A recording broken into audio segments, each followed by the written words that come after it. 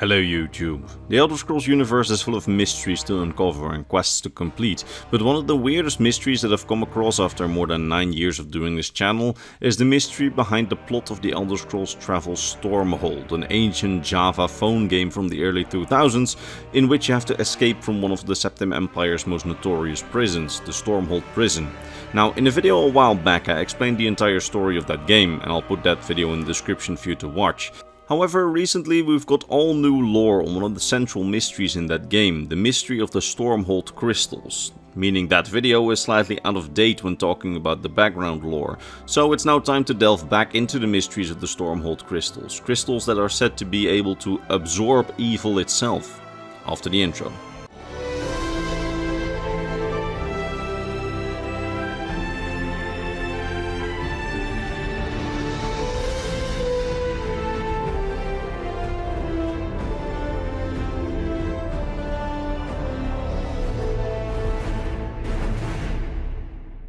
So, the Stormhold crystals, it's one of the most obscure parts of the Elder Scrolls lore, but strangely not a part of the lore that has been forgotten by the developers, as we have several references in later games.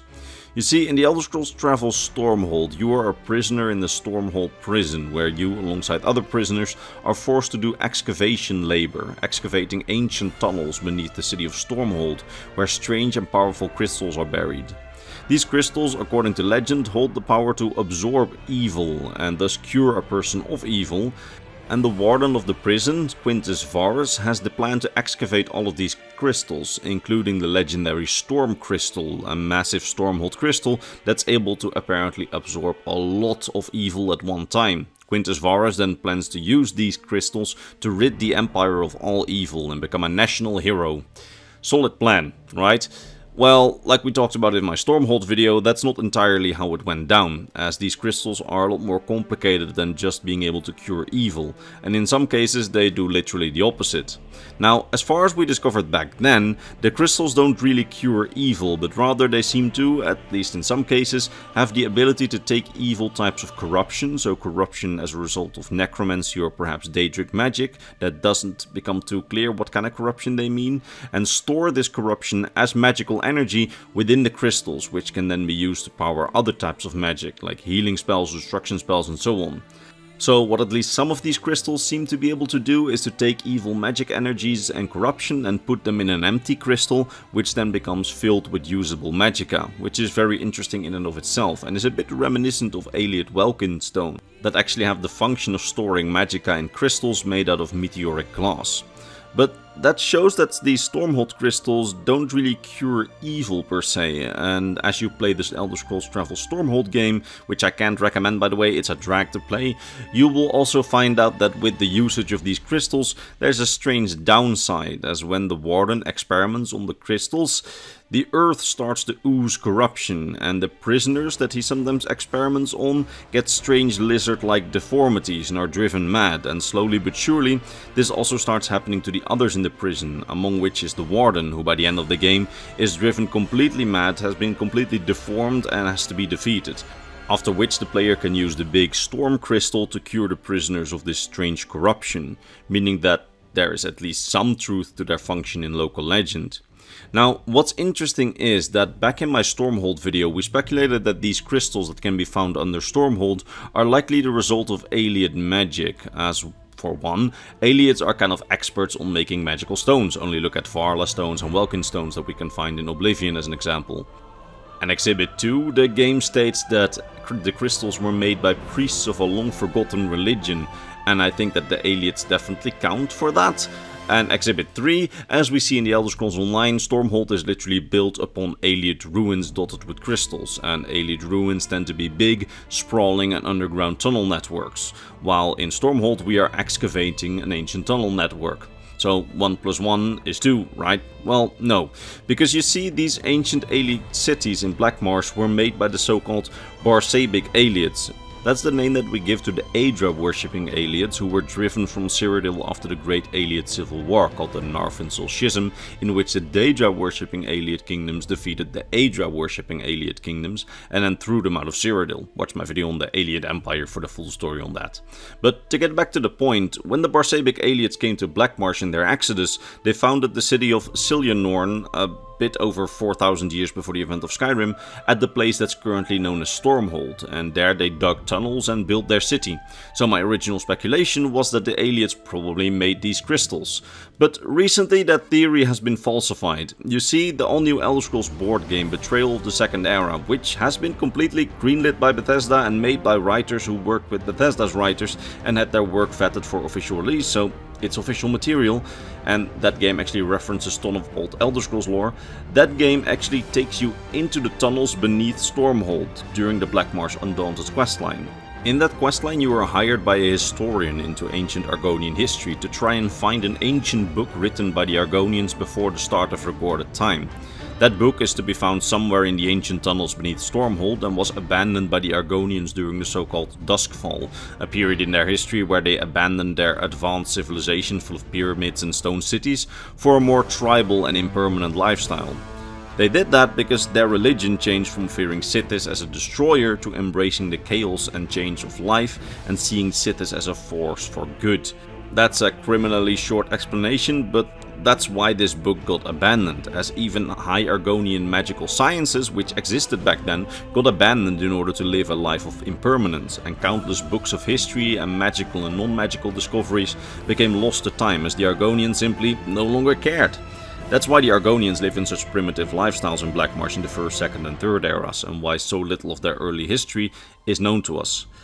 But what has been uncovered with this new board game questline is that the Argonians from before the Duskfall, so when they still lived in their cities or their stone nests as they call it, already knew of the Stormhold crystals and documented them, and documented that they are all over this part of Blackmarsh, with the largest concentration being under modern day Stormhold. It's also suggested that below the Ayleid ruins are even deeper, more ancient tunnels that contain the majority of these crystals. It is this book, which is somewhere in these ancient tunnels, which contains ancient Argonian knowledge on how to utilize these crystals, which is your target during the questline, while men working for the game's central antagonist, Deslandra, are also in the tunnel to try and get the book, as the crystals play a part in her overarching master plan, which I talked about in my full video on the game's main questline. Now, of course, you as the hero manage to obtain this ancient Argonian tome and keep it out of her hands, while managing to put it in the hands of the historians, a Cyrodiilic institution called Cyrodiilic Collections, which also plays a pretty big role in the Elder Scrolls Online's Murkmire DLC as they try to document ancient Argonian history. But what's interesting here is that these new reveals kind of bring us full circle, because the book suggests that the ancient Argonians either created these crystals or found them there and experimented on them, because they knew how to use them.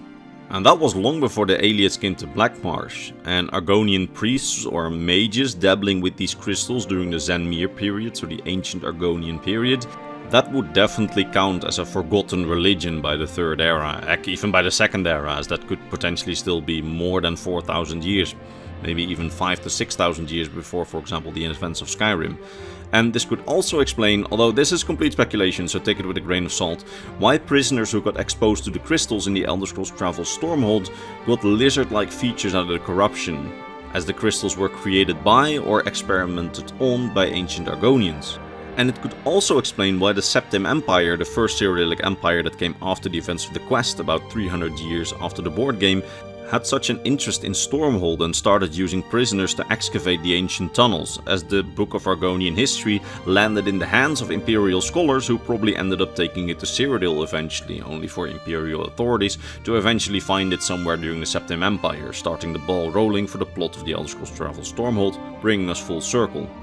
Now, what did the ancient Argonians actually want with these crystals? What did they try to do? And did the Ayleids, once there, discover anything of these crystals? We don't know. It's very possible that the Ayleids discovered these crystals and that it was them who took the ancient Argonian tome from some pyramid into the tunnels, and that could mean that it's still just Ayleid tunnels that we excavate in the Elder Scrolls Travel Stormhold. I mean, with those ancient graphics, it's hard to tell.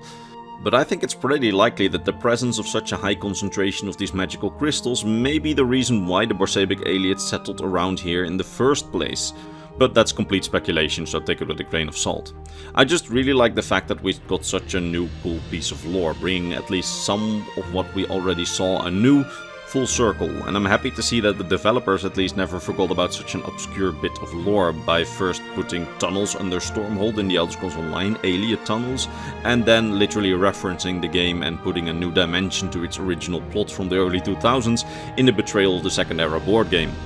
That having been said, like I mentioned earlier in earlier videos that I did on the board game a few months ago, the creators sent me this board game for free in order to do lore research on this board game, so I could bring the story to you guys. But they never compelled me or forced me to make videos on it. I do this out of free will, I'm not being held hostage, and also out of free will I will recommend this game to you. I'm not making money of it if you buy it, I don't have a promo code or whatever, but what I will say is that this game, especially if you like board games, is a very cool experience, adding tons of quests and having references and quests referencing some really old obscure Elder Scrolls lore, like this with the Elder Scrolls Travel Stormhold, and stuff like the heavily referencing the Eye of Argonia from the now discontinued Elder Scrolls Adventure series, which Redguard was a part of. They also allowed me to ask questions to their writers on previous videos, which they in all honesty didn't even need to do, but that helped me out a ton with research in the past.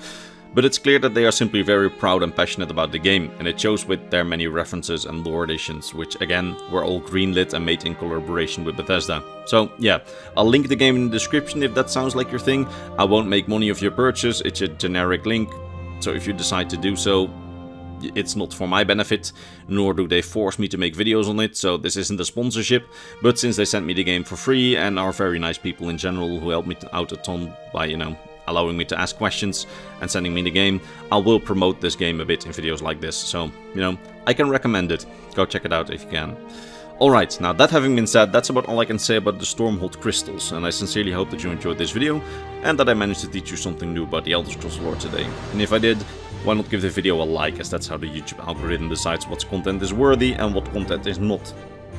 And with that said, it's time to thank my top Patreon supporters: Mr. Bernardo Binda, Gabriel Binda, King Chris 20, Steve G, Volker of Argonia, RB Dash, His Soul, Lexicon, Ranger, Komodo, Rakai, and Sword of Bushido. It's thanks to these people and all the others on screen, so my YouTube members and my Patreon subscribers, that this channel stays afloat, and for that I am very grateful. That said, I will see all of you in the next lore video. Bye bye.